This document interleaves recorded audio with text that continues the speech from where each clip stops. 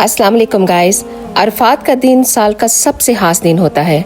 इस दिन अल्लाह सुब्हान व तआला जहन्नम से बहुत बड़ी तादाद में लोगों को निकालता है, यानी जिन लोगों का नाम जहन्नम के लिए कंफर्म हो चुका होता है, अल्लाह ताला उन सब को माफ़ करके जन्नत में डाल देता है।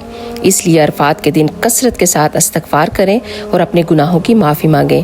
अरफात के दिन की गई नेकियां अल्लाह सुब्हान व तआला को पूरे साल की गई नेकियों से ज़्यादा अफजल होती हैं। इसलिए भी इस दिन कसरत के साथ इबादत करें और सदका करना मत भूलें और अल्लाह का खूब जिक्र करें और अरफात के दिन का रोज़ा ज़रूर रखें।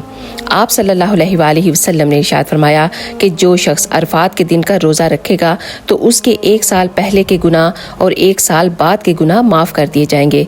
इसका मतलब ये हुआ कि एक दिन का रोज़ा रखने से आपके 2 साल के गुनाह माफ़ हो जाएंगे।